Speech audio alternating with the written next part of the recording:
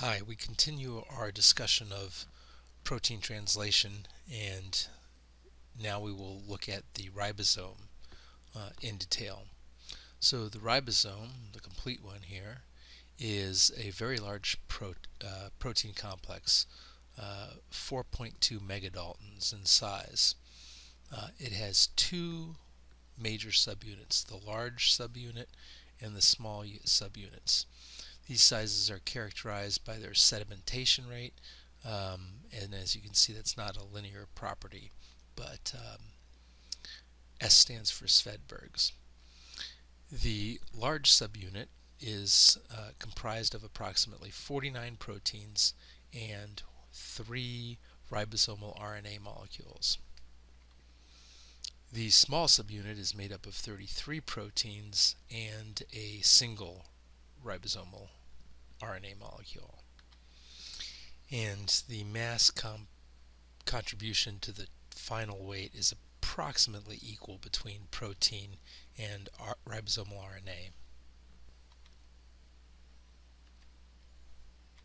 Ribosomes are one of the most abundant proteins in a cell, and bacteria can be 2 to 3% of total protein mass. So the cell is always geared up for making a lot of them. In eukaryotes, they're made in a special part of the nucleus called the nucleolus. The nucleolus is in blue, the nucleus is in yellow, and its genes for the proteins and the RNA exist on nearly every chromosome, and parts of every chromosome loop into this particular region where there is a lot of synthesis of RNA and of protein. Now the RNA for the proteins will get transported out into the cytosol. The RNA will be turned into proteins by ribosomes. Many of the ribosomal proteins will be transported back into the nucleolus, and subunits will be assembled inside the nucleus and then exported in order to form more ribosomes. The reason telomerase is included here is because it's also a complex of protein and RNA, and it is also assembled in the nucleus. Not pertinent to the translation story, however. On this slide, we see 2 of the 3 RNA molecules all wound up from the large subunit. And we also see, just for reference and size, 1 of the proteins of the 49 proteins. So if all the proteins were present and we drew everything to scale, the final size of the ribosome complex would not be that significantly different. Now we think mostly of proteins doing the biochemistry, but the RNA is very much a part of the machinery that's actually doing chemistry. It's not just structural here, and so that's why it can be referred to as a ribozyme. So here we see a picture of large subunit, small subunit, and 3 transfer RNA molecules. Again, no proteins are present here. And as the diagram in the middle shows, that the messenger RNA that is being decoded is running through the ribosome approximately there. Now there are 3 sites within the 3 tRNAs are sitting in 3 sites. The exit site, the peptidal site, so this is where the tRNA sits that has the peptide attached to it, and the aminoacyl site. This is the tRNA that's bringing the new amino acid to be connected. You will need to memorize the names of these sites. Now here we see the 4 steps of one cycle of peptide elongation. In the peptidal site, the P site, you have an existing polypeptide chain attached to a single tRNA molecule. The correctly base paired tRNA, the one with the proper anticodon for the existing codon, comes in to the A site, the aminoacyl site, and the existing amino acid will attack the carboxy end here, cleaving the bond between the amino acid and the existing tRNA, and now it'll be attached to the new tRNA.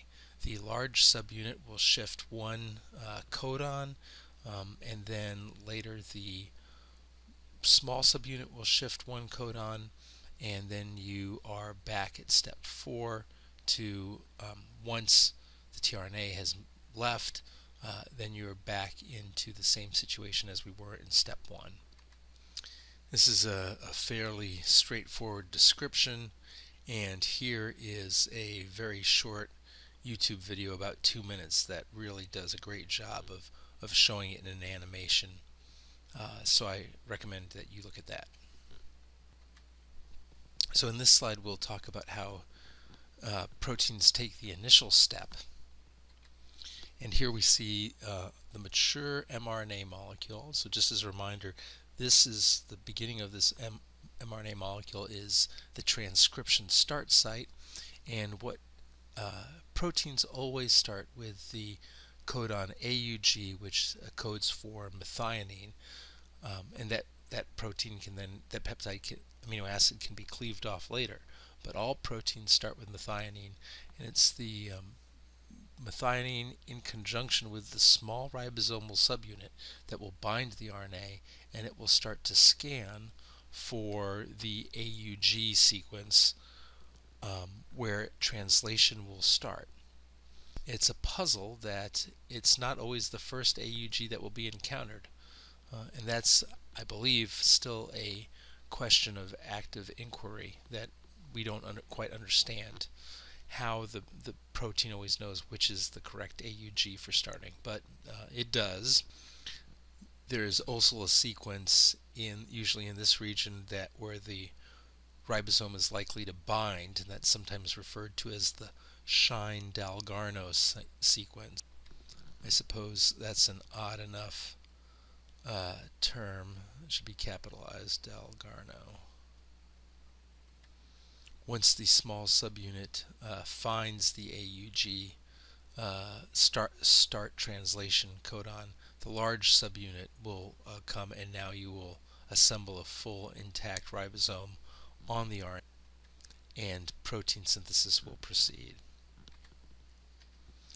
Now we saw in bacteria with the polycistronic RNA, operon RNAs, that multiple proteins can be synthesized from a single mRNA molecule, and there are 3 Shine-Dalgarno ribosome binding sites, in this case 1 for each protein.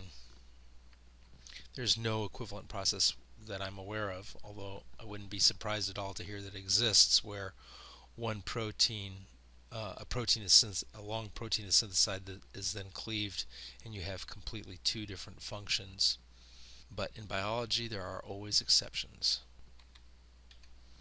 And the final slide in our discussion of translation is the end of translation, the stop codons, the 3 different ones, amber, ochre, and opal.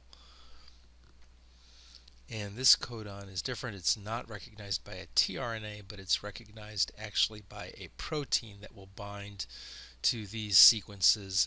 This is the signal to release the peptide, disassemble the subunit, and dissociate from the mRNA molecule, which can then be used for another ribosome to come on board and synthesize another protein. This is the shape of the tRNA molecule. This is the shape of the stop factor protein, and you can see that there's a fair similarity here in the overall shapes, which is not surprising. They have to fit into the same A site on the ribosome, but it's pretty interesting that the same shapes can be achieved by these very different types of molecules. Okay, thanks very much.